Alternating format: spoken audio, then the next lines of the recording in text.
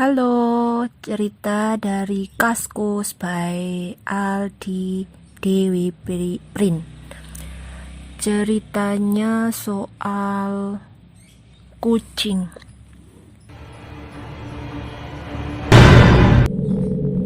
Judulnya Takdir atau Hanya Kebetulan Belaka. Semenjak aku mempunyai kucing itu, hidup aku terasa berubah. Seperti ada aura positif dalam hidup aku. Atau hanya kebetulan saja ya. Kucing aku ini aneh banget. Seperti yang aku ceritain sebelumnya, cuma nongol di malam hari, tapi sekarang di siang hari juga udah di rumah, alias nggak ngilang. Tapi kadang di rumah, kadang juga ngilang. Pokoknya kalau malam hari dia stay di sebelah aku. Aku waktu itu belum paham banyak tentang kucing dan perilakunya. Jadi aku anggap ya mungkin sifat kucing ya. Yang paling aneh, tiap siang ataupun pagi dia tidurnya pulas banget. Aku bangunin, melek, bentar langsung tidur lagi dengan pindah posisi. Gak pernah beraktivitas sama sekali kalau di siang hari, cuma tidur dan tidur. Kisah ini dimulai malam hari. Kisahku dan ke depan akan diawali kisah yang horor. Aku ini admin yang baca ya. Masih pada bulan yang sama, tapi ini akhir bulan. Temen aku ngajak kumpul bakar ikan-ikan di rumah. Karena aku orangnya pendiam, jadi hampir gak pernah ikut kumpul. Karena aku lebih suka di rumah main game. Tapi seperti yang aku jelasin di atas, aura positif seperti mengelilingi tubuh aku. Jadi aku ikut buat kumpulan gitu. Waktu itu aku belum punya motor, jadi aku berangkat naik sepeda ke rumah temen aku. Jaraknya kira-kira 2 km lah dari rumah aku. Rencana itu acara sehabis maghrib. Jadi pas pulang sekolah aku seperti biasa main game online gitu. Maghrib pun tiba. Setelah sholat aku udah bersiap untuk pergi ke rumah aku. Teman-teman udah sholat belum? Tetapi tiba-tiba kucing aku nyasar dan gigitin aku pas mau pergi. Aku langsung masukin aja biar kedek kardus. Pintu kamar aku kunci, jendela juga aku tutup. Karena aku tinggal di kabupaten, tapi bukan daerah terpencil ataupun pelosok. Cuma 50 m ke jalan raya seperti komplek, tapi bukan perumahan lah. Kampung, tapi juga udah semi modern gitu, kira-kira seperti perumahan sederhana lah. Aku lanjut sepeda dengan santai ke rumah temen aku di pelosoknya. Jadi nggak ngelewatin jalan raya dari jalan kampung, walaupun perkampungan, tapi daerah aku mau ke rumah temen aku ini emang sepi banget. Penerangan juga dikit banget, apalagi sepanjang jalan yang pinggirnya sawah doang, nggak ada lampu sama sekali. Sampai pada jalan di pinggirnya ada sebuah rumah mewah yang kosong. Emang rumah ini terkenal banget keangkerannya. Pas setelah lewat rumah itu, sepeda aku berasa berat banget. Waktu itu sepeda aku di belakangnya ada sebuah boncengan. Aku sih pikir positif aja, mungkin ban aku kempes. Belum sempat ngecek sih. Rantainya seperti aku lepas dari rolernya. Aku berhenti sambil benerin itu rantai. Tiba-tiba terdengar suara tertawa wanita. Hihi, bukan seperti di film, tapi terdengar seperti orang tertawa tapi terpatah-patah. Jadi orang tertawa bentar baru ketawa lagi. Durasinya mungkin kira-kira 2 detik tiap tertawa gitu. Dan dengan begitu penasarannya, aku palingkan kepala aku ke sumber suara tersebut, yang memang terdengar kecil banget. Aku berpikir sih, suara setan kalau kecil berarti dekat. Kalau terdengar di sebelah kuping berarti jauh. Betapa kagetnya aku melihat anak kecil cewek kisaran umur 5-6 tahun lagi megang boneka kecil yang kepalanya nggak ada, dia cuma nunduk diam membisu. Pertama kalinya melihat penampakan sejelas itu, dengan polosnya aku langsung lari balik dengan meninggalkan sepeda. Lalu aku bertemu salah satu warga di situ, nanya kenapa. Dengan terbata-bata aku menjawab, habis lihat setan pak. Warga situ udah paham kalau daerah situ emang angker. Akhirnya aku ditemenin salah satu warga untuk mengambil sepeda aku.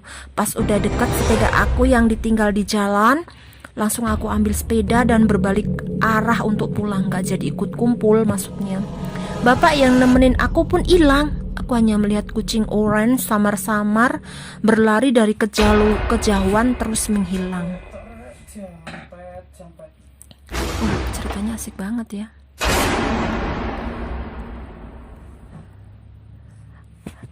Part 3. Malam yang panjang. Sambil mengayun sepeda, aku membayang-bayang sepanjang jalan dengan penampakan dan kejadian aneh tadi. Padahal baru menunjukkan pukul 7, tapi aku benar-benar takut. Jalanan daerah aku emang sepi, walau perkampungan, tapi orangnya kayak orang individualisme gitu. Yang tahu artinya individualisme, komen ya. Terus aku pun berpikir, bapak yang tadi siapa ya? Terus anak kecil itu siapa? Ngapain malam-malam di situ? Pikiran aku campur aduk antara takut dan penasaran.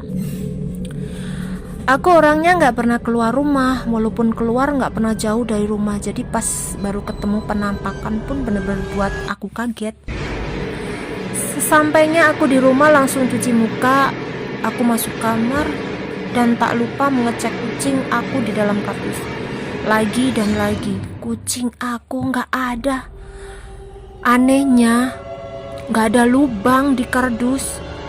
Padahal lubangnya itu udah aku lakban. Secara logika ini nggak mungkin, nggak ada bekas cakaran atau buat lubang yang bisa kucing ini keluar. Ditambah jendela dan pintu kamar aku ditutup rapat dan dikunci. Hal aneh yang baru pertama aku rasakan, ini kucing setan mungkin ya. Semakin aku berpikir negatif tentang kucing dan kaitannya sama kejadian tadi, ketakutan aku semakin menjadi-jadi. Daripada aku ketakutan, mending aku main game online saja di komputer. Sedikit melupakan kejadian yang menimpa aku. Tak terasa waktu sudah menunjukkan pukul 12 malam. Orang ronda pun sudah berkeliling membunyikan tiang listrik di dekat rumah aku. Orang ronda di daerah aku suka bunyiin tiang listrik tiap 3 jam sekali. Jam 9, 12, jam 3 pagi. Untuk menunjukkan dia sedang meronda.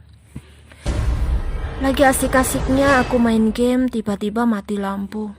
Keluarga aku juga udah pada tidur. Aku ngecek dari jendela lampu rumah tetangga juga mati. Berarti lagi mati lampu massal. Disinilah pikiran hantu tadi kebayang-bayang lagi. Karena aku orangnya kagak bisa tidur kalau kena cahaya, jadi mati lampu pun gak pernah nyalain lilin.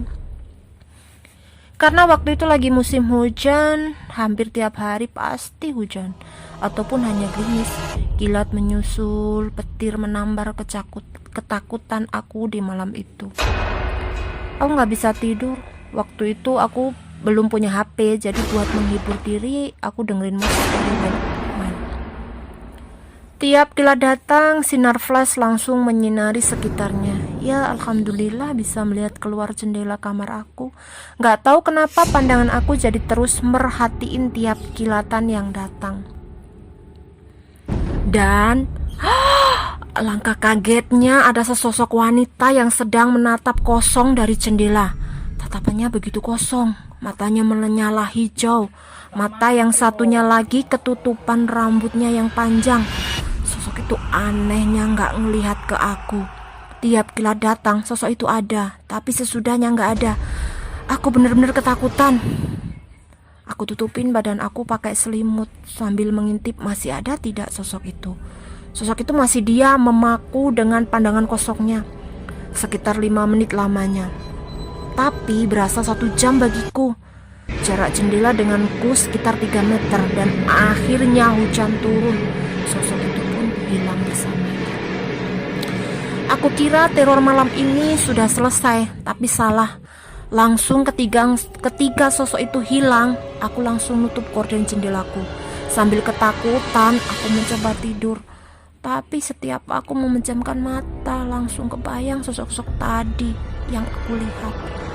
Apesnya lagi baterai Walkman habis.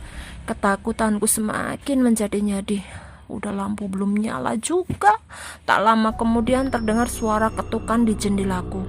Seseorang seperti sedang mengetuk pintu. Tapi itu mengetuk di jendela kamarku diiringi mencakar-cakar jendela. Berdeci dengan kencangnya. Durasinya kira-kira 3-5 menit. Sekali suara itu datang.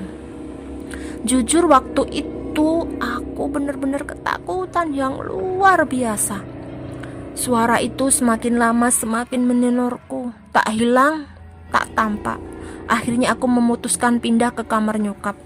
Kamarku sebelahan kamar nyokap. Dengan berpikir mungkin teror ini akan berhenti, aku mencoba tidur lagi. Nyokapku masih tidur pules. Kebangun sebentar cuma ngelihat aku datang lalu tidur lagi. Nyokapku nggak tahu kalau mati lampu, soalnya tiap malam pasti dimatiin. Bokap aku kerja di luar kota jadi nggak pulang. Salah.